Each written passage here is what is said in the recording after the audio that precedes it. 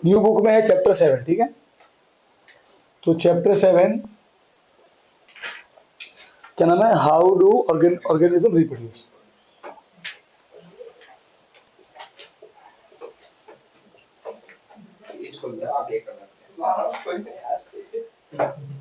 देखना ऑनलाइन में कौन कौन है। हाँ, तो नेत्रा, कृतिक, पूर्वराज, पुलो और दोनों माही। दोनों माही तो वो नहीं आया, नहीं आ रही आवाज आ रही है ना। नेत्रा, माही स्क्वायर और पूर्वराज।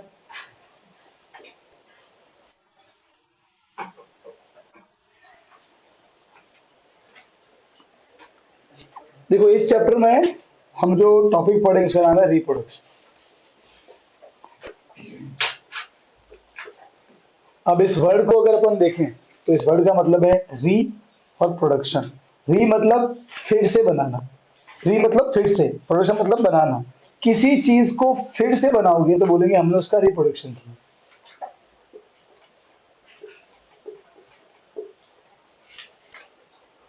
ठीक है, अब देखो समझते हैं इसको। अगर हम इंसानों की यहाँ पे लिविंग थिंग्स की बात करें, जिंदा चीजों की, आप सोचो जितनी भी जिंदा चीज है सबकी एक उम्र है, कोई इमोर्टल नहीं है। अगर हम हमारे जो 7 चिरंजीवी है उनको छोड़ दें तो हम सब मॉर्टल्स है। मतलब एक हमारा एक टाइम फिक्स है, एक कैंडल की तरह हमारी जिंदगी तो खत्म होती रहती है।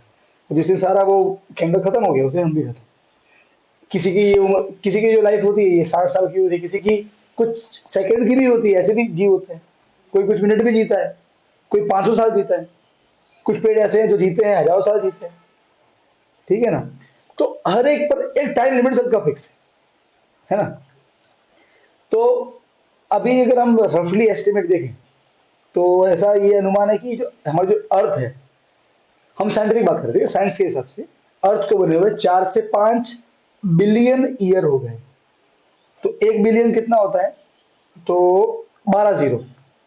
तो 4 के आगे लगा दो 12 जीरो, तो कितने साल हो गए तो आप खुद इमेजिन कर लो। 4 बिलियन मान से उससे भी ज्यादा है। 1 2 3 4 5 6 7 8 9 10 11 12।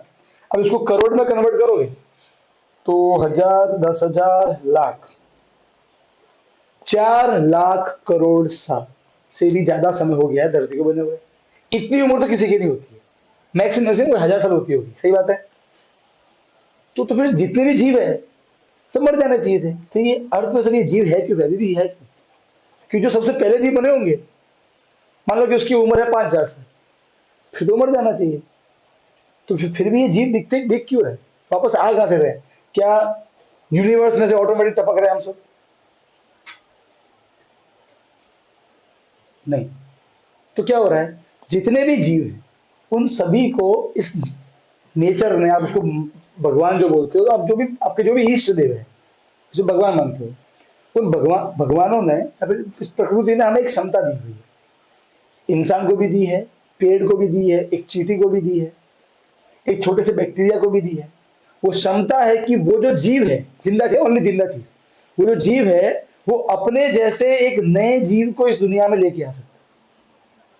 और ये जो प्रक्रिया है कि कोई भी living, any living organism can produce a new living organism which will look similar to itself, उसके जैसे दिखेगा।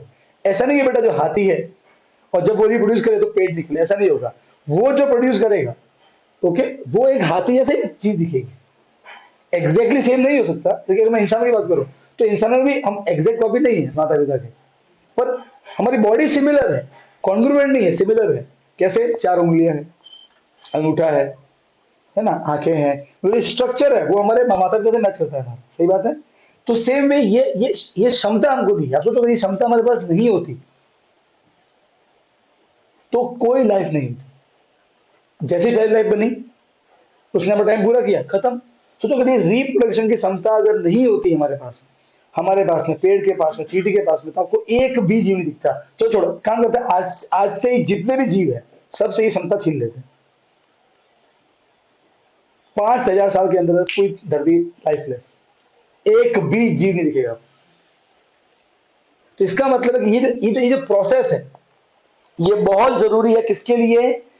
For the survival of species, हमारी जो स्पीसीज है, हमारी जो प्रजाति है, उसको अगर आप चाहते हो कि वो धरती पे सर्वाइव करती रहे आने वाले करोड़ों साल तक, तो रिप्रोडक्शन करना ही पड़ेगा जीव को। हर जीव रिप्रोडक्शन करता है दो कारण से, एक उसकी प्रजाति का नंबर बढ़े, दूसरा उसकी प्रजाति सर्वाइव कर लंबे समय तक।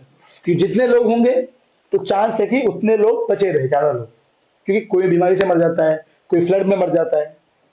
बस समझ में आई। तो रिप्रोडक्शन का कारण क्या है? दो रीजन है इसके। एक सबसे मेन है सर्वाइवल ऑफ स्पीसीज, प्रजाति जो है उसको बचाए रखना है तो रिप्रोडक्शन करना ही पड़ेगा। बस समझ में आ गई। और दूसरा है अपने पॉपुलेशन को बढ़ाना। जितनी पॉपुलेशन होगी उतने ज्यादा चांस है कि आप लंबे समय तक टिके रहो। गारंटी नहीं है। सबसे पावरफुल जो जीव थे वो डायनासोर्स थे, मर गए, क्योंकि ऐसी कंडीशन पैदा हुई वो उनके फेवर में थी नहीं, तो उनका राज खत्म हुआ और फिर चूहे हुए वो जिंदा रह गए, तो उनके पास वो क्षमता थी कि वो जी सके ऐसे माहौल में। तो अगर गारंटी नहीं है किसी चीज की भी, ठीक है, पर हाँ रिप्रोडक्शन से एक चीज जरूर होती है कि प्रजाति बची रहेगी। तो दो कारण से हम रिप्रोडक्शन करते हैं। पहला कारण है ताकि हमारा जो स्पीसीज है वो सर्वाइव कर सके, और दूसरा पॉपुलेशन इंक्रीज हो सके। सही है। और ये क्षमता जो है ये क्या करती है, ये हमें एक पावर देती है, या किसी भी जीव को एक पावर देती है कि वो अपने जैसे किसी दूसरे जीव को, सिमिलर जीव को प्रोड्यूस कर सके। बात समझ में आ गई? ठीक है। अब देखो दुनिया में सारे जीव एक जैसे नहीं है। ह्यूमंस अलग है, पेड़ पौधे अलग जीव, बैक्टीरिया, अमीबा, मछलियां, ठीक है, जो जानवर है वो अलग जीव है। अलग अलग जीवों का सबके पास ये पावर है रिप्रोड्यूस करने की, पर अलग अलग जीव अलग अलग तरीके से रिप्रोड्यूस करते हैं। दो तरीके हैं रिप्रोडक्शन के। There are two types of reproduction. दो तरीके हैं, भगवान ने दो ऑप्शन दिए। ठीक है, जैसा जीव उसको वैसा ऑप्शन दिया गया। ठीक है, तो दो, there are two modes of reproduction. पहला है so there are two modes of reproduction. दो तरीके हैं, ठीक है ना।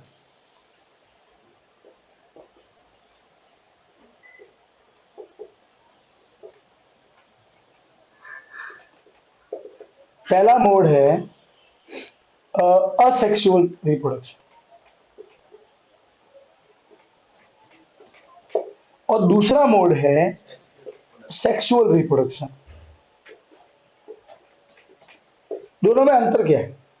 दोनों में अंतर, तो पहले मैं आपको समझाता हूं सेक्सुअल रिप्रोडक्शन। देखो, कुछ ऐसे जीव है जिसमें इंसान भी शामिल है, पेड़ भी शामिल है। ठीक है, इंसान हो, पेड़ हो, या जो जानवर घूमते हैं जैसे कि हॉर्स है, डॉग है, हम सभी रिप्रोड्यूस करते हैं sexually. We all reproduce via sexual mode. मतलब इसका मतलब क्या है? इसका मतलब ये है कि पेड़, इंसान और बाकी जितने भी जीव हैं, उनको अगर किसी भी नए जीव को दुनिया में लेके आना है ना, तो उनको दो सेल चाहिए। एक सेल फादर से आएगा, एक सेल मदर से आएगा। बात समझ में आ गई? दो सेल चाहिए। उनको बोलते हैं गैमेट्स। क्या बोलते हैं? So in sexual reproduction organism reproduce by fusion. Fusion मतलब दो गैमेट्स, दो सेल आपस में मिक्स हो जाते हैं bye fusion of two gametes. Gametes, gametes बोलो या जर्म सेल बोलो, एक ही बात है। ठीक है, दो गैमेट, दो सेल चाहिए। एक है मेल गैमेट और एक है फीमेल गैमेट। मेल गैमेट को हम स्पर्म बोलते हैं, फीमेल गैमेट को हम ओवम, ओवा या सिर्फ एग ये भी बोलते हैं। बात समझ में आ गई? तो सेक्सुअल रिप्रोडक्शन में अगर आपको लगता है कि दो पार्टनर इन्वॉल्व है, नहीं, कोई जरूरी नहीं है। पेड़ भी करता है सेक्सुअल रिप्रोडक्शन, क्योंकि दो पेड़ नहीं होते, केवल दो सेल चाहिए। उन दो सेल को मिलाना पड़ेगा। ऐसा कोई जरूरी नहीं है कि दो दो ऑर्गेनिज्म में आपस में कांटेक्ट भी है, कोई जरूरी नहीं है। एक से सेल उठाओ, सेल उठा दूसरे से, लैब में दोनों मिक्स कर दो, बच्चा तैयार। आपको सिर्फ 2 सेल चाहिए, उनको बस आपको मिक्स करवाना है, भले ही आप वो फिजिकली खुद करवाओ या आप लैब में करवाओ। होता ही है ना आजकल आईवीएफ, सुना होगा टेक्नोलॉजी। उसमें क्या होता है, जिनके बच्चे नहीं हो पाते हैं, मदर से लेते हैं ओवम, फादर से लेते हैं स्पर्म, सुई की हेल्प से स्पर्म को डाल देते हैं ओवम के अंदर में, फिर थोड़ी देर रखते हैं, 2-3 सेल बनते हैं, मदर की बॉडी में डाल देते हैं, लो तैयार। कोई कॉन्टेक्ट ही नहीं हो, कोई कॉन्टेक्ट ही नहीं हो दोनों में, दोनों इंडिविजुअल में। तो ये झूठी बात है कि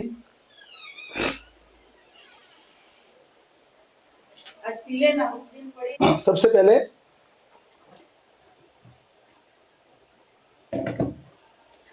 तो कितने, तो सेक्सुअल रिप्रोडक्शन में का मतलब क्या है? In sexual reproduction 2 cells are required, one is called male gamete, another is called female gamete. ठीक है, मेल गैमेट को स्पर्म बोलते हैं, फीमेल गैमेट को हम ओवम, ओवा या एग बोलेंगे। या बोलेंगे, जब मैं जब भी बोलूँ ना इनफर्टाइल एग, ठीक है, इसका मतलब मैं बात कर रहा हूँ ओवम की। जब भी ये शब्द आएगा इनफर्टाइल एग, मतलब हम बात कर रहे हैं ओवम की। ठीक है, अब तो सेक्सुअल रिप्रोडक्शन में जरूरी क्या है कि स्पर्म और ओवम आपस में मिले। जब स्पर्म आपस दोनों मिलते हैं तो फिर एक नया जीव दुनिया में आ जाता है, कोई दिक्कत नहीं है। ठीक है, बात समझ आ गई। So in sexual reproduction 2 gamete fuse and they produce a new organism. Okay, अब ऐसा देखो, अगर मैं इसकी सच में डेफिनेशन की बात करूं तो ऐसा है कि कोई जरूरी नहीं कि हमेशा 2 लोग चाहिए इसके लिए, क्योंकि देखो नॉर्मली क्या होता है, मेल गैमेट बनता है मेल की बॉडी में, फीमेल गैमेट बनता है फीमेल की बॉडी में। दूसरा देखो, अगर मैं बात करूं मेल की, तो हमारी बॉडी में 2 तरह के सेल हैं, एक है रिप्रोडक्टिव सेल, एक है नॉन रिप्रोडक्टिव सेल। हमारे जो चमड़ी के सेल, इनमें ये क्षमता नहीं है कि एक नया जीव दुनिया में लेके आ जाए, इनको बोलते हैं नॉन रिप्रोडक्टिव सेल। पर मेरी ही बॉडी में, और जब आप बड़े हो जाओगे बॉयज, तो आपकी ही बॉडी में आपके कुछ ऑर्गन्स हैं, जिसमें से एक को बोलते हैं हम टेस्टिस।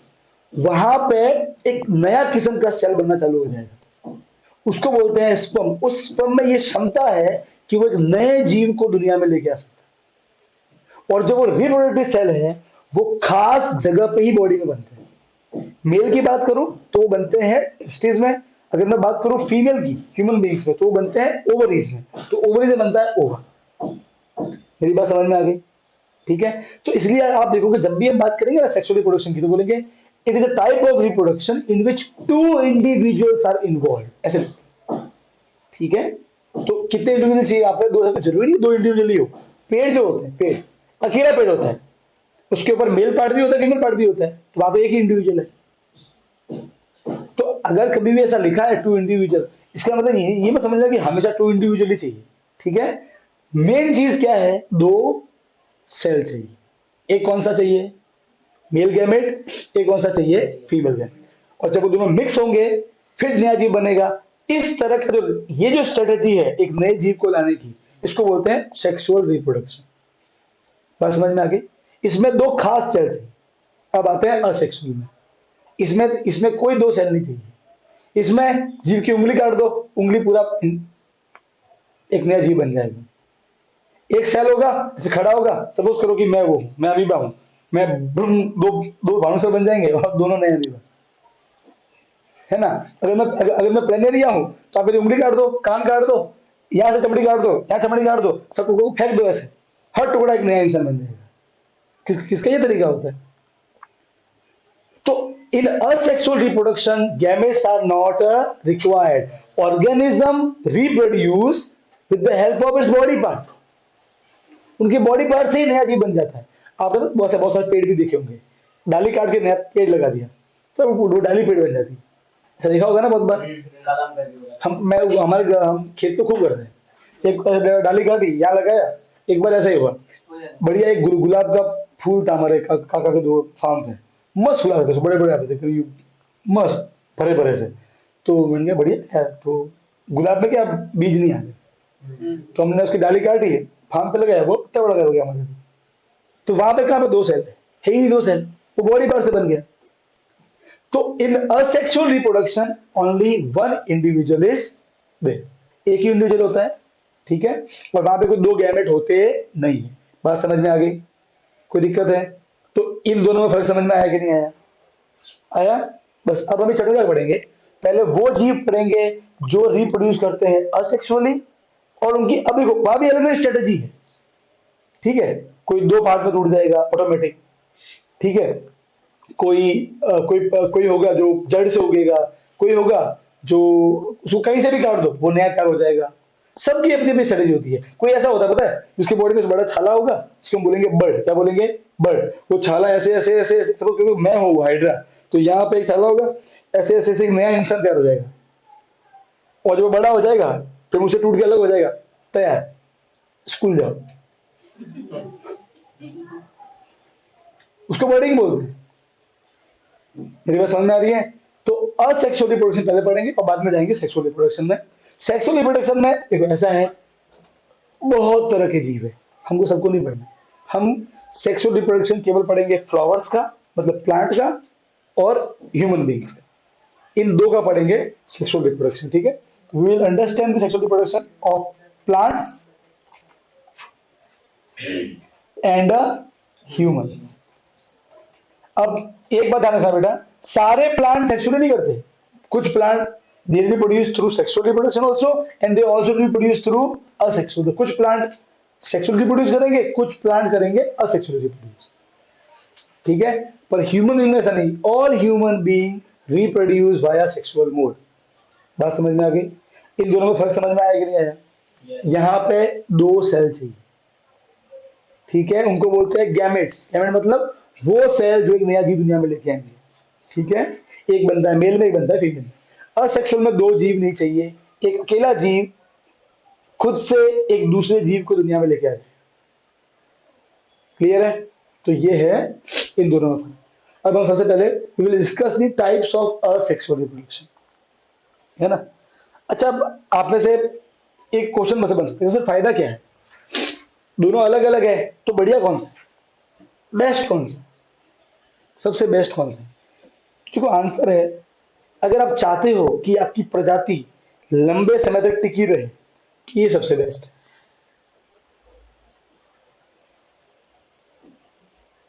क्यों ये सबसे बेस्ट है? तो देखो, क्योंकि अगर आप देखो इसमें क्या होता है पता है, in what happen in asexual reproduction, आखिर में ये मुझे बताओ, मैंने 9th में पढ़ाया था, हर चीज कहाँ लिखी है हमारी बॉडी में कि 4 उंगलियां होगी, DNA, everything is coded in DNA, सब डीएनए में लिखा हुआ है, करेक्ट है। रिप्रोडक्शन में कुछ नहीं होता है, सिर्फ डीएनए पास होता है। पेरेंट्स अपना डीएनए पास शुरू करते हैं अपने बच्चे को, क्लियर है। होता कुछ नहीं है, डीएनए की कॉपी होती है। पेरेंट्स अपने डीएनए कॉपी करते हैं, वो खुद से नहीं करते हैं बेटा कि रात को रूम में बैठ के जैसे सेल निकाला डीएनए कॉपी, कैसा नहीं होता, वो बॉडी ऑटोमेटिक करती है। अगर मेल की बात करूं तो उनके वो काम टेस्टिस करते हैं, फीमेल की बात करो तो वो काम ओवरीज करती है, वो सोचना तक नहीं है, ये ऑटोमेटिक नेचुरली आपको पावर दी भगवान ने, वो काम ऑटोमेटिक होता है। तो सबसे पहले क्या होता है, डीएनए की कॉपी होती है, होता कुछ नहीं, डीएनए की कॉपी होती है। मेरी बात समझ में आ गई? अब देखो, जब डीएनए की कॉपी होती है, अगर असेक्सुअल रिप्रोडक्शन है, तो जो नया डीएनए बनता है ना, नया डीएनए जो बच्चे में जाएगा, चाइल्ड में जाएगा, चाइल्ड को हम कभी कभी ये भी बोलेंगे प्रोजेनी, क्या बोलेंगे, प्रोजेनी मतलब वही बच्चे, ओके। तो जो प्रोजेनी बनती है उसमें जो डीएनए जाता है, वो लगभग लगभग 99% जो होता है, 99 पॉइंट बोल दो 2% के आसपास बिल्कुल मैच करता है पेरेंट्स। तो अगर ये पेरेंट का डीएनए है, ओके,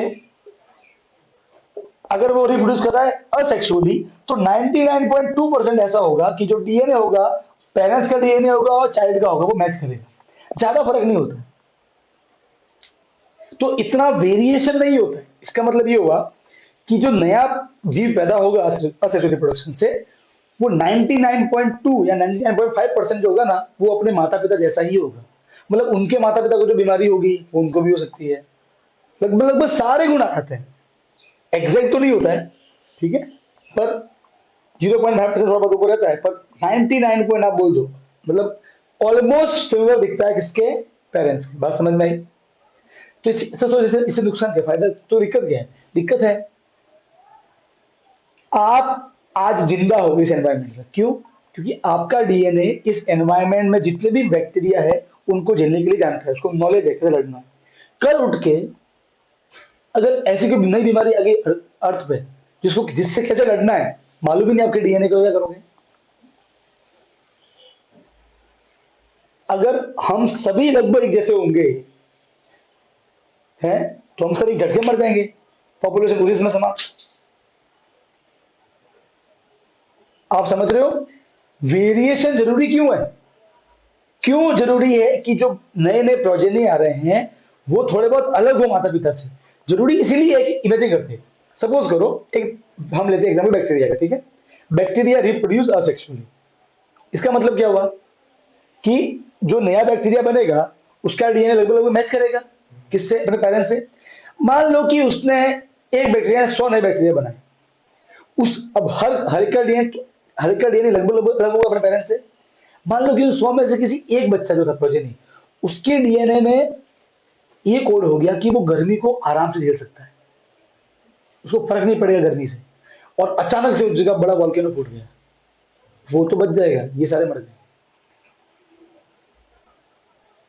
तो आप समझ रहे हो वेरिएशन जरूरी क्यों है? जितने ज्यादा वैरायटी होगी उतने ज्यादा चांसेस है कि वो अलग अलग कंडीशन में जिंदा रह सके। बात समझ में आई? तो why variation is important. DNA क्यों अलग होना चाहिए? क्यों? Because it will ensure the survival of species. अगर अलग अलग डीएनए होगा तो जो बच्चे होंगे वो अलग अलग कंडीशन में जिंदा रह सकते हैं। कोई ठंड में जिंदा रह जाएगा, कोई गर्मी में जिंदा रह जाएगा, कोई पानी के आसपास जिंदा रह जाएगा। बात समझ में आएगी नहीं? तो जब वो जिंदा रहेंगे तभी तो पीढ़ी आगे बढ़ेगी ना। बात समझ में आएगी नहीं? तो वेरिएशन बहुत जरूरी है। अब आप सोचो असेक्सुअल रिप्रोडक्शन में कोई क्या कोई वेरिएशन आ रहा है क्या? लगभग सेम ही है। सेक्सुअल रिप्रोडक्शन में भयंकर वेरिएशन। एग्जाम्पल हम खुद है। अगर आप 99% 99.2 या 99.5% अपने माता पिता जैसे होते तो मैं आपको पहचान नहीं पाता कि पापा कौन है बच्चा कौन है। अगर हाइट सेम हो दोनों की तो शक्लें मिलती आपकी, सब मिलता। क्या मिलता है क्या? नहीं। Because in sexual reproduction the DNA जो कॉपी होती है, जो डीएनए कॉपी होती है, it varies very much from the parents DNA. So in sexual reproduction more number of variations are produce. ज्यादा वेरिएशन बनते हैं। जितनी ज्यादा वेराइटी होगी, आप नोट करो क्या पोलर बियर हर जगह जिंदा रह सकते हैं? नहीं, नहीं ना। इंसान देखो कहां कहां नहीं है इंसान। स्पेस तक, स्पेस में भी जिंदा है, जाते ही ना स्पेस में सूट वूट पहन के, ठीक है? एंटार्क्टिका में कितने लोग रहते हैं, साइंटिस्ट लोग। कहां कहां इंसान नहीं है बताओ? क्यों? क्योंकि हमारे डीएनए में वैरायटी है। आप जानते हो साइबेरिया जो कि एक इलाका है रशिया का, वहां पे -76 ठंड पड़ती है, वहां भी इंसान जिंदा रहते हैं। और राजस्थान सारा डेजर्ट, सारा क्या है, राजस्थान में जब अपना राजस्थान 50-55 डिग्री, अरे रेत जितनी है ना, पापड़ सेक दो रेत पे, वहां भी इंसान जिंदा है, क्योंकि हमारे में ज्यादा वेराइटी है। बात समझ में आई? So in sexual reproduction the variations are more and in asexual variations are less. So if there are more variation there are higher chances of survival. Low variation, low chances of survival. Clear एकदम? कोई दिक्कत नहीं है? पक्का? अब मोड़ दे उधर। अब हम पढ़ेंगे एक एक करके सारे टाइप की रिप्रोडक्शन, ठीक है? व्हाट इज मतलब फीमेल, ठीक है? जब एक स्पर्म देखो लाखों स्पर्म पहुंचते हैं ओवम तक। एक human being produce millions of sperm, उसमें से केवल एक स्पर्म को एंट्री मिलती है ओवम में, ठीक है? और जब ये एंट्री मिल जाती है तो देखो, जब एक स्पर्म और ओवम आपस में मिलते हैं तो एक नया सेल बनता है। देखो इसे बोलते हैं एग, ओवम, अनफर्टिलाइज। अनफर्टिलाइज मतलब अभी इसमें स्पर्म ने एंट्री मारी नहीं है। पर जब किसी एग में स्पर्म एंट्री मार लेता है, देखो ये वाला पार्ट मतलब स्पर्म, ठीक है? ये ब्लू वाला दिख रहा है आपको, ये तो देखो ब्लू वाला पार्ट आ गया एग के अंदर में। जब एग के अंदर में फीमेल और स्पर्म दोनों का पार्ट मिल जाए तो उसे बोलते हैं जाइगोट। क्या बोलते हैं? ठीक है, जाइगोट को बोलते हैं फर्टिलाइज्ड एग। क्या बोलते हैं? तो आपसे जब मैं बोलूंगा फर्टिलाइज्ड एग, आपको समझोगे ओवम स्पर्म मिल चुके हैं, दोनों के अंदर मिक्सिंग हो गई। क्लियर है? तो ये है सेक्सुअल रिप्रोडक्शन, ठीक है? अभी देखो मैं आपको नोट्स भेजे हैं, अभी मैं आपको बोलता हूँ आप उसको जो एकदम सिस्टमेटिक नोट भेजे हैं। सबसे जो पहला पॉइंट है मैं को दिखाता हूँ। देखो क्या क्या क्या सबसे पहले there are two modes of reproduction, पहला क्या लिखा हुआ है? सेक्सुअल। सेक्सुअल में क्या लिखा है? Two individual. देखो कितने इंडिविजुअल चाहिए सेक्सुअल में? दो, वन मेल वन फीमेल। ठीक है, क्या बनते हैं? गैमेट्स। क्या बनते हैं? गैमेट्स मतलब मेल गैमेट फीमेल गैमेट। ठीक है, न्यू इंडिविजुअल जेनेटिकली सिमिलर है। सिमिलर मतलब हाथ पाँव वो सब मैच करते हैं, पर नॉट आइडेंटिकल। आइडेंटिकल नहीं है, ज्यादा वेरिएशन। ठीक है, okay. It is useful to generate more variation. ठीक है, ओके। अब ज्यादा वेरिएशन है तो हम अलग अलग जगह पे एडेप्ट कर लेंगे, घुल मिल जाएंगे, तो एडेप्टेड बाय हायर ऑर्गेनिज्म। ये अच्छा, तो ये भगवान ने ये फिर सबको क्यों नहीं दिया कि सब करो सेक्सुअल वे से रिप्रोड्यूस, दो सेल बनाओ? क्योंकि सबको ये जरूरत भी नहीं है। अतः तो सेक्सुअल रिप्रोडक्शन में अब सोचो,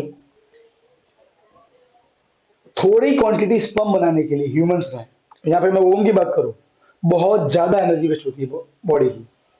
और एक फीमेल जब सेक्सुअली प्रोड्यूस करती है, उसको 9, अगर मैं बात करूं ह्यूमंस की, तो 9 मंथ तक एक बच्चे को अपने अपने बॉडी के अंदर रखना पड़ता है। वो जो खाती है वो सब वो सब उसमें जाता है। बॉडी की बहुत ज्यादा एनर्जी वेस्ट होती है। अब सोचो, अमीबा जो है वो एक सिंगल सेल है, वो अपनी इतनी एनर्जी वेस्ट क्यों करेगा? आप समझ रहे? तो जब अगर कोई जीव सिंपल है, जब मैं बोलता हूँ सिंपल, इसका मतलब है अब अमीबा के ना तो हाथ है ना पाँव है, ना उसको पैसे कमाने की चिंता है, ना उसको कुछ सोचना है, ना उसको कोई ऐसे कोई उसको इमोशन है कि चलो आज मूवी देख के आता है पठान। वो वो हम हमारा जितना मतलब कैसे थे कि डायनामिक जीव नहीं है। अरे अब हमको तो बेटा दुनिया की पंचायती करनी है, ये सब करना पड़ता है, पर इतने चोचले उनके नहीं होते। तो अगर जीव सिंपल है, सिंगल सेल वाला जीव है, या फिर अगर सेल बहुत ज्यादा भी है तो बहुत मतलब ब्रेन डेवलप नहीं है, नॉर्मल जीव, तो ऐसे जीव रिप्रोड्यूस करेंगे असेक्सुअल तरीके से। उनको जरूरत ही नहीं इतनी एनर्जी वेस्ट करने की, क्योंकि उनके बॉडी में इतना इतना मतलब इतना वो वैरायटी है ही नहीं। मेरी बात समझ में आई? तो असेक्सुअल पे से जो रिप्रोड्यूस करेंगे उसमें क्या होता है देखो। So asexual reproduction, single organism give rise to new individual. सही बात है, एक सिंगल ऑर्गेनिज्म होगा, गैमेट्स बनते नहीं है। New new individual is identical, 99.5% same है, बहुत रेयर फर्क आता है। ठीक है, एडेप्टेड बाय लोअर ऑर्गेनिज्म।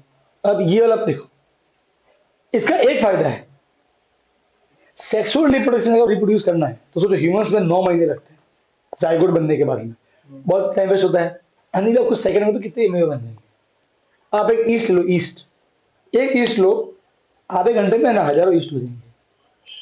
तो ये फास्ट है, ठीक है, पर हमारे लिए काम का नहीं है, क्योंकि हमारी बॉडी में इतना कुछ है, या पेड़ के अंदर इतना कुछ है कि वो इस वे से रिप्रोड्यूस करेगा ही नहीं। ठीक है, तो ये लोअर ऑर्गेनिज्म मतलब मोस्टली यूनिसेलुलर मोस्टली, ठीक है, और ये हायर ऑर्गेनिज्म। दोनों फर्क समझ में आ गया? क्लियर है एकदम?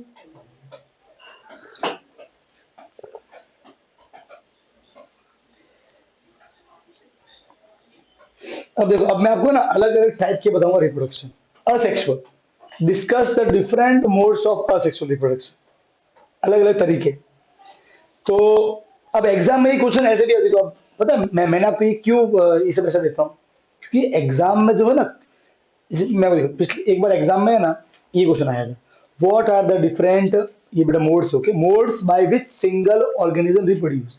2 मार्क का क्वेश्चन था। तो एक सिंगल ऑर्गेनिज्म मतलब असेक्सुअल, ऐसे कितने मोड है, तो मैंने सब दिए होंगे ABCD करके। अगर 2 मार्क का है तो उसे नाम लिखना है, पूरा एक्सप्लेन नहीं करना है।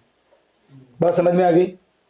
ओके, तो जो सबसे पहला तरीका है असेक्सुअल रिप्रोडक्शन का, वो है फीजन। क्या नाम है? फीजन।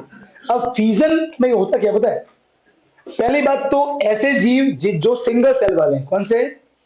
मतलब यूनिसेलुलर जीव, वो रिप्रोड्यूस करते हैं फीजन से। इसमें होता क्या पता है? एक सेल टूटता है, 2 सेल बनते हैं और दोनों बच्चे होते हैं। तो एक एक होता है पेरेंट सेल, एक होता है डॉटर सेल। तो पेरेंट सेल टूट के दो सेल बनते हैं, दोनों क्या कहलाते हैं? Daughter cell. पेरेंट्स गायब। मतलब सोचो, अगर मैं अमीबा हूं, मैं फ्यूजन कर रहा हूं, तो मैं भानुसर हूं, दो भानुसर बने, वो बच्चे हैं, वो भूल गए कि मैं कौन था, मैं हूं, मेरा मेरा अस्तित्व मिट गया। आप समझ रहे हो? ये होता है अमीबा में। तो फ्यूजन क्या होता है? In this a single parent cell divide and form two new daughters. ठीक है, मोस्टली डन बाय यूनिसेलुलर। तो होता क्या है, एक सेल टूट के, एक पेरेंट सेल टूट के कितने बनते हैं? दो डॉटर्स। वो दोनों नए जीव है, पेरेंट गायब हो गया। ठीक है, अब फीजन भी दो तरह के होते हैं, एक होता है बाइनरी फीजन और एक होता है मल्टीपल फीजन। अब बाइनरी फीजन क्या होता है, मेरे को देखा तुम देखो, अगर हम बात करें बाइनरी की या मल्टीपल की, दोनों में सेल टूटता है। ठीक है, तो दोनों में फर्क क्या है? तो पहले एक बार इस लाइन को पढ़ो, एक मतलब बाइनरी फीजन को पढ़ो।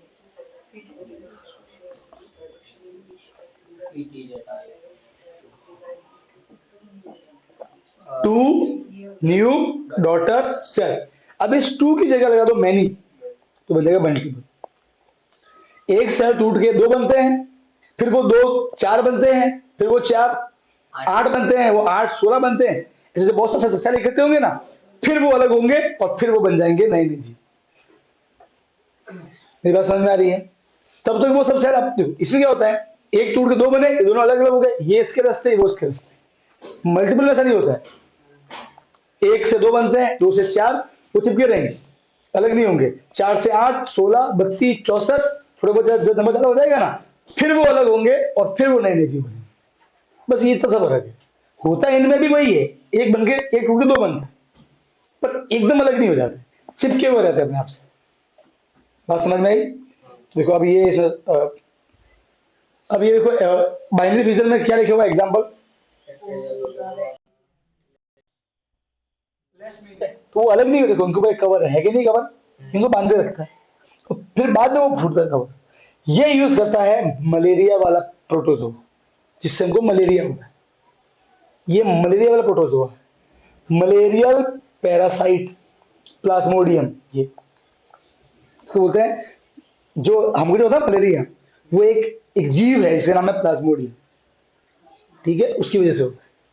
प्लाज्मोडियम एक सिंगल सेल का जीव है जो हमारी बॉडी में एंटर करता है, फिर एंट्री मारता है हमारे रेड ब्लड सेल में, और रेड ब्लड सेल में जाके वो एक से बनता है हजारों, और वो टूटता है दम, हजार बन गए, अब हजारों घुसेंगे हजार रेड ब्लड सेल में, फिर वो हजारों एक से हजार बनेंगे, तो हजार इंटू हजार 10 लाख, तुम फूटते हैं। फिर एक घुसा था, अब 10 लाख हो गए, अब वो 10 लाख जाएंगे 10 लाख रेड ब्लड सेल में, और हर बनाएगा हजार, तो 10 लाख इंटू हजार 10 crore. With in few second 10 crore. समझ लो कितना जल्दी मल्टीप्लिकेशन होता है, क्योंकि ये कौन सा रिप्रोडक्शन है? Asexual, very fast. पर दिक्कत है कि माता पिता नहीं रहते इसमें, पिताजी का है, माता जी है ही नहीं, यही माता यही पिता, सिंगल पेरेंटेबल। ठीक है, अब देखो है ना, अब बाइनरी फिजन जो है, ठीक है, इसमें क्या होता है, एक से कितने बनते हैं? दो। जो अमीबा है वो भी बाइनरी फिजन करता है, और जो लेशमेनिया है वो भी करता है। दोनों में अंतर क्या है? एक हल्का सा अंतर है। देखो, ये जो अमीबा है, ये चाहे तो यू भी टूट सकता है, ये चाहे तो यू भी टूट सकता है। It can divide through any plane, तो कैसे भी काटो ये दो बन जाएगा। बात समझ में आ रही है? ये किसी भी जगह से तोड़ के दो बन सकता है, इसे नखरे नहीं है इसके, लेस महीने के नखरे।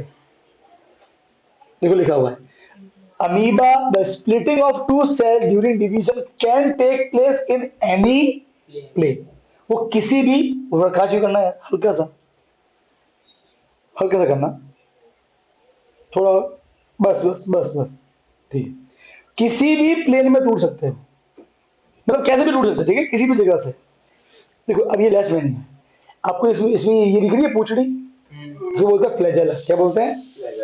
वीप, वो चाबुक है ना, पूछ की तरह है।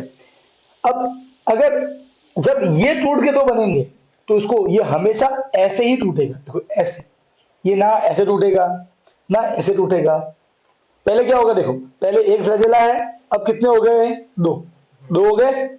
फिर ये एक न्यूक्लियस है, अब कितने हो गए? दो। फिर थोड़ा ये फ्लैजेला बड़ा होगा, न्यूक्लियस और दूर जाएंगे, फिर ये यहां से टूटना स्टार्ट करेगा, ताकि आधी बॉडी इधर आधी बॉडी इधर, तो ये हमेशा एक फिक्स प्लेन से टूटेगा, फिक्स जगह से टूटेगा। बात समझ में आई? अरे आगे ना, क्योंकि आता है what is the difference between binary fusion of amoeba and leishmania, तो क्या बोलोगे?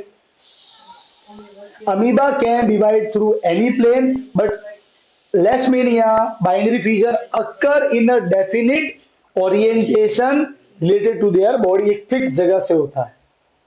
बात समझ में आ गई? और ये कोई उसमें कितना सुंदर जीव है, इससे होती है बीमारी काला अजहर, ये फैलती है बिहार साइड में, जिसे बोलते हैं दिमागी बुखार।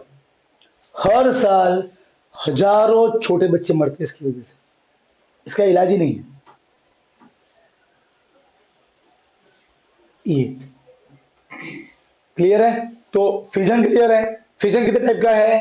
दो टाइप का, बाइनरी और मल्टीपल। बाइनरी कौन कौन करता है? बैक्टीरिया, प्रोटोजोआ, अमीबा और लेशमेनिया। ठीक है। मल्टीपल कौन करता है? मलेरियल पैरासाइट, जिसका नाम है प्लाज्मोडियम। ठीक है। अमीबा और लेशमेनिया का जो बाइनरी फीचर्स में फर्क क्या है? Amoeba can divide in any plane but leishmania is divide in a fix orientation और पोजीशन विद देयर बॉडी।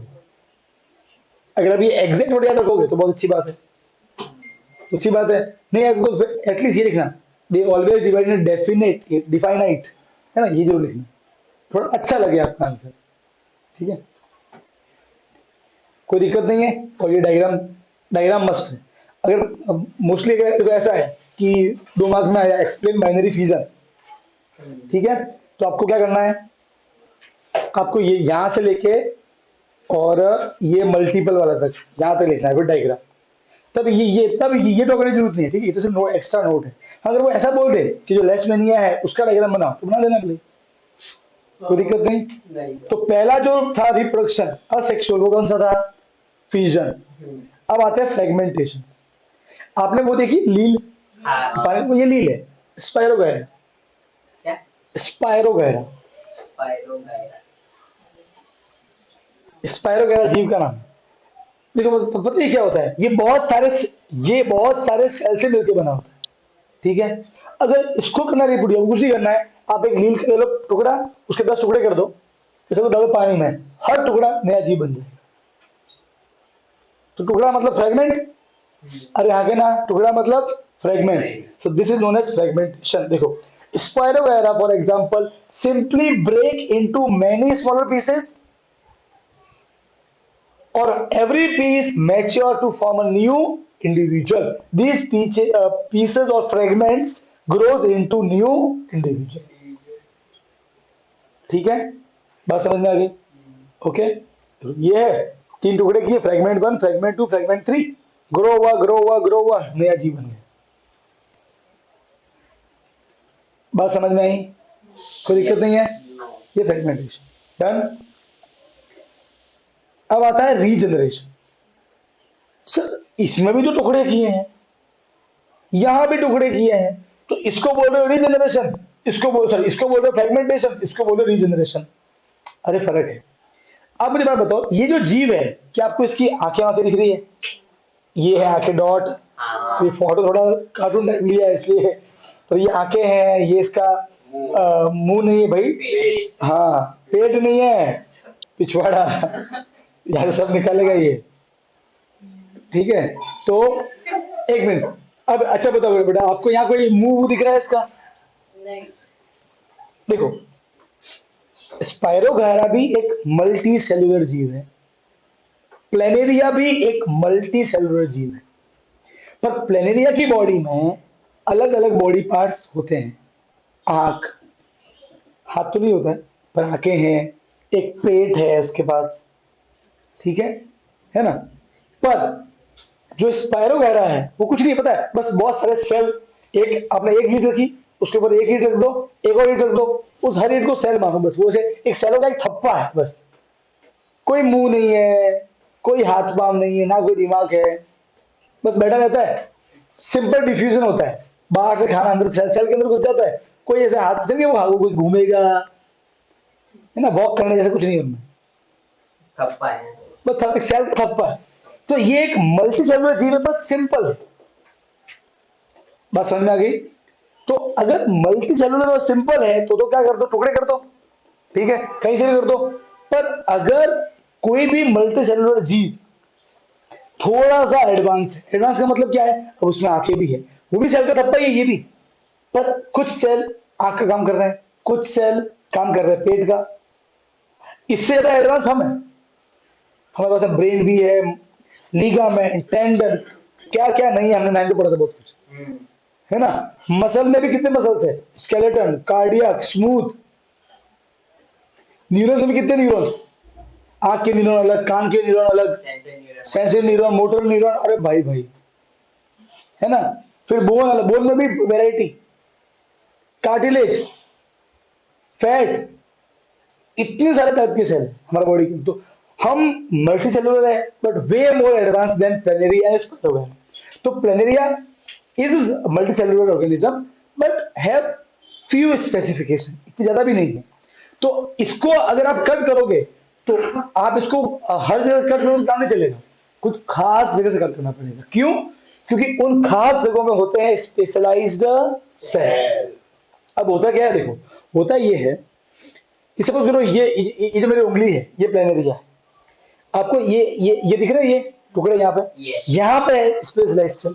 तो आपने इसको यहाँ से काटा, यहाँ से और यहाँ से, तो ये टुकड़ा अलग हो जाएगा, ये टुकड़ा अलग, ये टुकड़ा अलग, क्योंकि इन टुकड़ों में स्पेशलाइज सेल है। तो ये स्पेशलाइज समझो भी, मान लो कि मेरा ऊपर वाला पार्ट यहाँ पे आंखें हैं, ये बीच वाला पार्ट कमर वाला पार्ट और ये पाँव। तो अगर मैंने मुंडी काटी तो यहां से नीचे की ओर पेट और क्या बन जाएगा, पाँव बन जाएंगे। जो ये बीच वाला पार्ट है, आपने इसकी तो मुंडी भी नहीं है, पाँव भी नहीं है, पर यहाँ पे वो सेल तो है, वो कौन सा सेल है, स्पेशलाइज सेल है। तो ये स्पेशलाइज सेल मुंडी और पाँव बना देगा। बात समझ में आई? और जो ये नीचे वाला पार्ट है ये सिर्फ पाँव है, ना बीच वाला पार्ट है ना ऊपर वाला पार्ट है। बात समझ में आ रही है? तो पर अगर यहाँ पे स्पेशलाइज सेल है तो ये पेट और मुंडी दोनों बना देगा। देखो ऐसा ही होता है। तो ये प्लेनेरिया है, अगर आप इसको कट किया, बात समझ में आई? तो अब आप नोट करना, ये है, ओके, ये और ये टुकड़ा ये बन जाएगा, ये टुकड़ा ये रहा, ये टुकड़ा धीरे होता होता होता तीनों नए बन जाए। तो देखो इस टुकड़े की क्या था, पेट नहीं था और पाँव नहीं थे, आ गए। इसके मुंडी नहीं थी और पाँव नहीं थे, तो वो भी आ गए। और इसके तो पेट और मुंडी नहीं थी, वो भी ऑटोमेटिक आ गए। बात समझ में आ गई? तो इसे बोलते हैं रीजनरेशन। ये चिपकली की तरह है, तो उसकी पूंछ ऑटोमेटिक बन जाती है। ये है पावर इसके पास में। इसके कुछ सेल के पास ये पावर है कि वो एक सेल बाकी बॉडी के सारे पार्ट बना देता है। It can regenerate all the body parts. ऐसे सेल हमारे बॉडी में नहीं है, मैं तो उंगली काटते हैं वापस से। बात समझ में आई?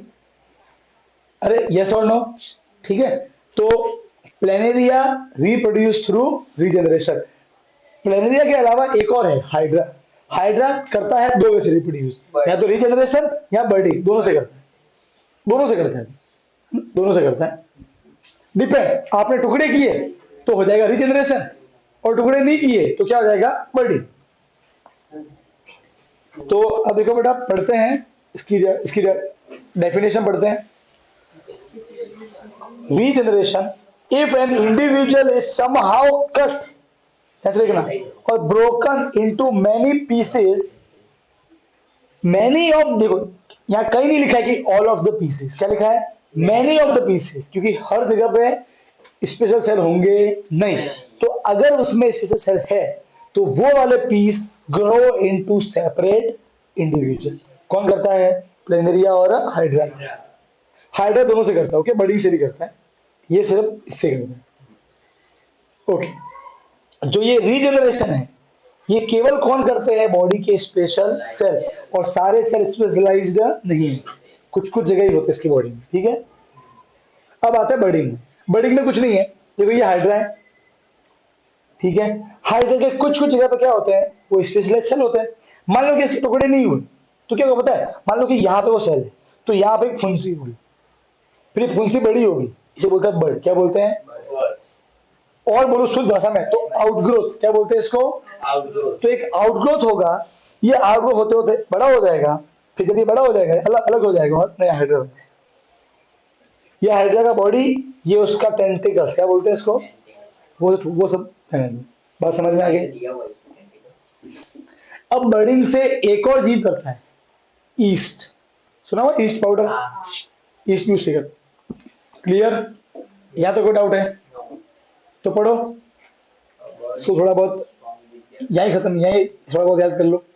अब बर्ड इज फॉर्म, बर्ड मतलब आउटग्रोथ, छाला टाइप में कहीं से भी हो सकता है, जहां भी बॉडी में होगा स्पेशल सेल वहां से आउटग्रोथ हो जाएगी। तो bird is form which develop, bird मतलब ये, विच develop into tiny individual, it detach, अलग हो जाता है, from the parent body upon maturity. जब वो मैच्योर हो जाएगा, बड़ा हो जाएगा तो अलग हो जाएगा, and develop into new individual. Example hydra and east. तो ये रहा आपका हाइड्रा का एग्जांपल। डायग्राम याद रखिए, बुक के डायग्राम। क्लियर? अब आता है वेजिटेटिव प्रोपोगेशन।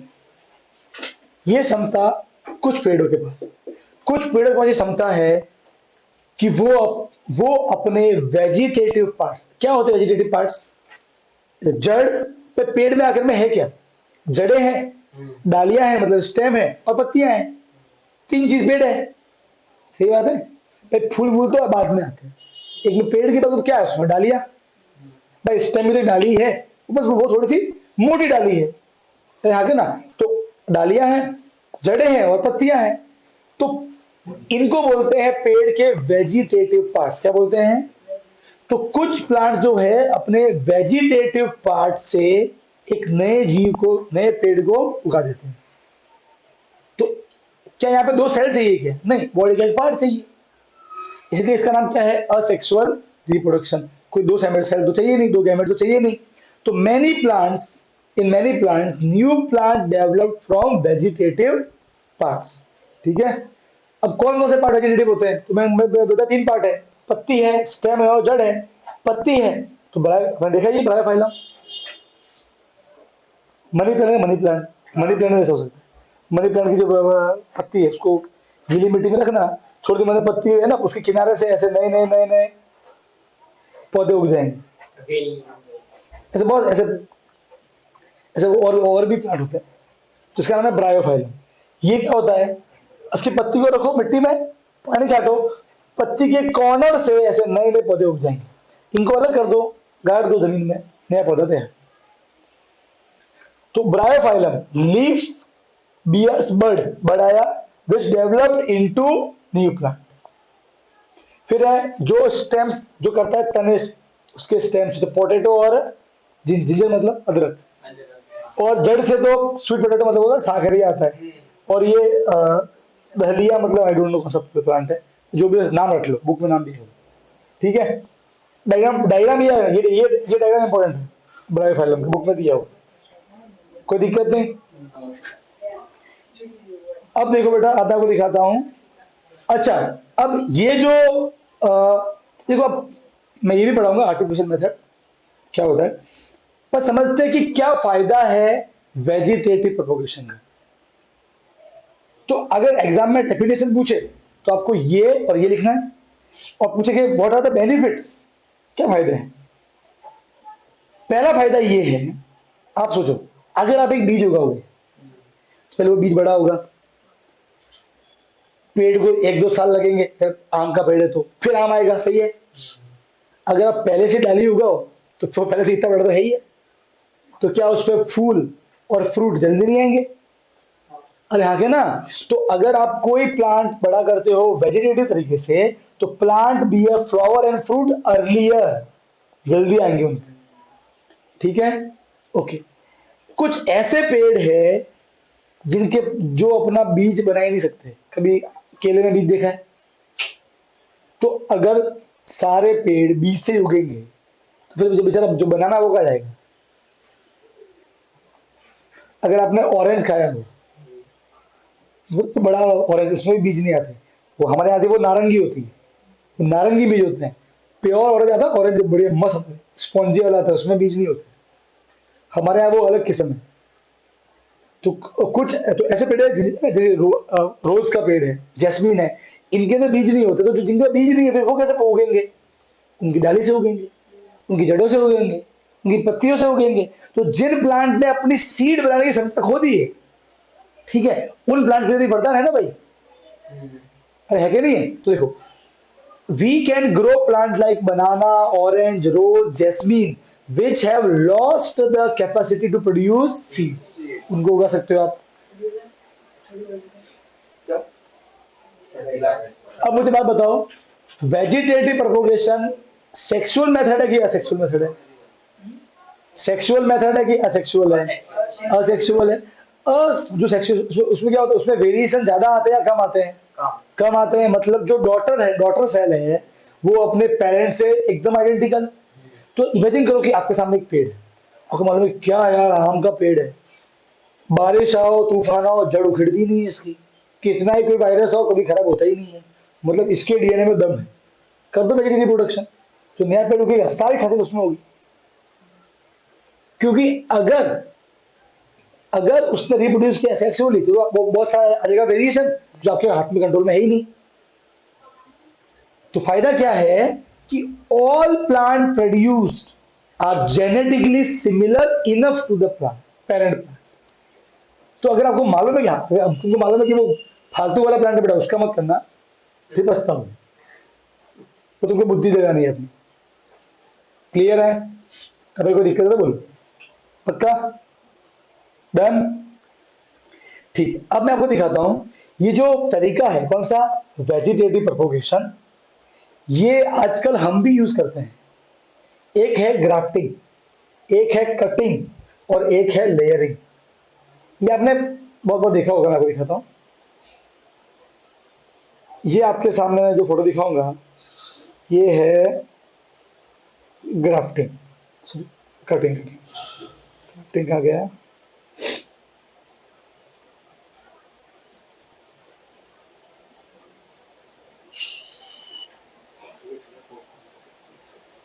ओके पहले ये देख लेते हैं। चलो पहले समझते हैं लेयरिंग। देखो लेयरिंग में क्या होता है, एक पौधा है, उसकी डाली काटनी नहीं है, आपको सिर्फ डाली बेंड करके कुछ पार्ट रखना है जमीन में, और जब पत्ती वाला पार्ट ऊपर उसको सपोर्ट दे दो, थोड़े दिन में यहाँ जड़ें उग जाएंगी, फिर काट दो, ये नया पेड़ बन जाएगा। ये है लेयरिंग।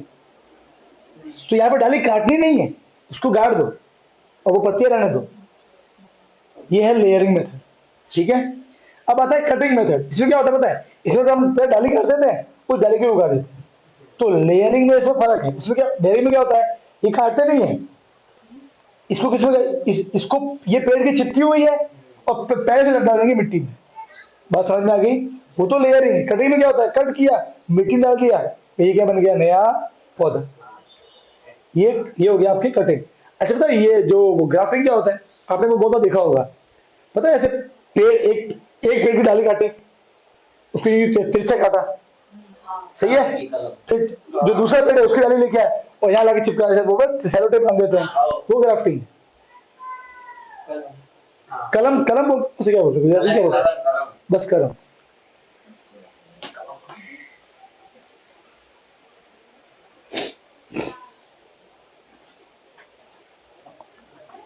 अच्छा बताओ यहाँ तक दिक्कत है तो बोलो, आगे समझ सब कुछ क्लियर? तो ये है आपके ये तीनों मेथड। अच्छा ग्राफ्टिंग का तो देखो हमारे बुक में भी एग्जांपल दिया हुआ है, तो अभी ये एकदम ध्यान रखना। ग्राफ्टिंग से मैंगो उगा सकते हैं, और भी है, ठीक है, एक ही एग्जांपल है। कटिंग से रोज उगा सकते हैं, और लेयरिंग से जैस्मीन, और भी उगा सकते हैं, सिर्फ यही नहीं है, और भी है। क्लियर है? अब आता है टिश्यू कल्चर। ये मस्त है। पता क्या करने का है, आपको कुछ नहीं करना है, आपको प्लांट का ग्रोइंग टिप लेना है। What is growing tip? पता अगर आप प्लांट के कुछ पार्ट है ना, पता जहां से नया डाली फूटती है उसे बोलते हैं ग्रोइंग टिप, जहां से वो ग्रो करता है। क्या मुझे बात बताओ, क्या किसी पेड़ की ऐसा होता है कि हर जगह डाली फूटती है? ऐसे नहीं। कुछ भाई ऐसे, अगर ऐसे एक स्टेम है तो यहाँ डाली फूटेगी, एक डाली यहाँ से फूटेगी, तो जैसे तकलीफ होती है उसे बोलते हैं ग्रोइंग टिप, वहां पे खास सेल होते हैं। तो मतलब पता क्या करते हैं टिश्यू कल्चर में, कैसा करते हैं टिश्यू कल्चर में, वो प्लांट के जो ग्रोइंग टिप है उसके सेल ले लेते हैं, वो कहीं भी हो सकता है, ठीक है? वो लीव में हो सकते हैं, वो स्टेम में हो सकते हैं, और उसको रखते हैं केमिकल में। वो केमिकल कुछ नहीं है, हार्मोन्स, ठीक है?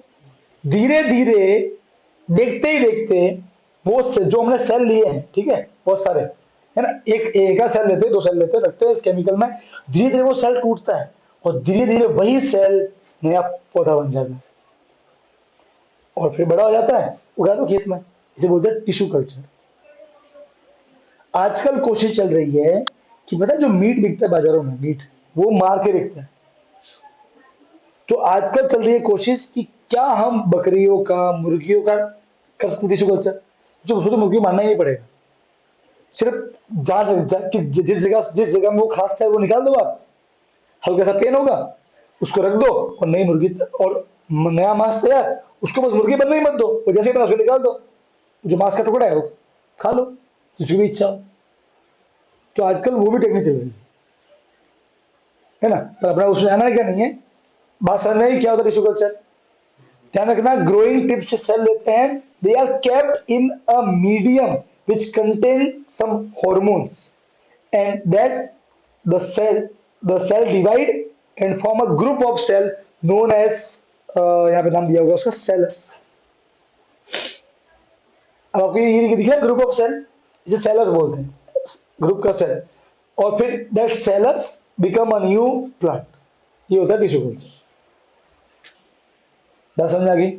हमारे खेत में जो हमने अनार उगाए ना, वो गुजरात के अंदर ही इसी मेथड से बने हैं, टिश्यू कल्चर से। दाड़म दाड़म, इसलिए महंगे भी होते हैं क्योंकि उनमें क्षमता ज्यादा होती है। तो क्या करते, जो ऐसा पेड़ है जो पहले से स्ट्रॉन्ग है उसी का करते टिश्यू कल्चर। तो देखो अभी मैं इसकी डेफिनेशन पढ़ रहा हूं, अब पढ़ते डेफिनेशन देखो। New plants are grown by using growing tip of a plant. These growing tip के cell are kept in a cultural medium. एक मीडियम मतलब एक केमिकल में रखते हैं जिसमें हार्मोन्स होता है, ठीक है? Okay, it lead to formation of callus, मतलब वो बहुत सारे सेल बन जाते हैं। फिर callus is transfer to hormone medium which cause growth, है ना, ग्रोथ होती है और उससे नया पेड़ उग जाता है। एग्जाम्पल ज्यादातर जिसमें करते हैं ऑर्नामेंटल प्लांट, मतलब जिनमें फूल वूल लगते हैं अच्छे खासे बड़े बड़े फूल लगते हैं, और भी तरीके होते हैं, तो जरूरी नहीं है। और बुक में एक एग्जाम्पल दिया हुआ ऑर्नामेंटल प्लांट, जिसपे फूल जो फूलों वाले प्लांट होते हैं उनके लिए भी यूज होता है। एक एग्जाम्पल दिया हुआ, नाम है ऑर्चिड। क्लियर है? तो इसमें क्या मालूम पड़ गया। अब देखो एग्जाम में ना आपको ये लिखना है, आपको ये याद करना ही है, ठीक है, तभी मार्क्स मिलेंगे। अब आता है स्पोर फॉर्मेशन। अब आपने बेटा ये ब्रेड तो देखी होगी जो एकदम सड़ जाती है, ये है ना, इसको हम फंगस बोलते हैं। बस ये फंगस कुछ नहीं है। फंगस अगर आप देखोगे माइक्रोस्कोप में तो आपको रियल में ऐसी दिखेगी, वो एक पेड़ पे जैसा है, इट्स लाइक अ प्लांट। उसके बॉडी के 3 पार्ट होते हैं, आपको ये दिख रही है, ये जड़े, ये सब क्या होता है, हाइफा। ओके, बात समझ में आ रही है? अरे आगे ना, ठीक है। फिर इसका ये वाला पार्ट और ऊपर एक बल्ब होता है ऐसे, बात समझ में आ रही है? अरे आगे ना, ठीक है। इसके ये अलग अलग पार्ट है। अब देखो ये कैसे करता है रिप्रोड्यूस, तो मैं आपको वो दिखा दूं। सो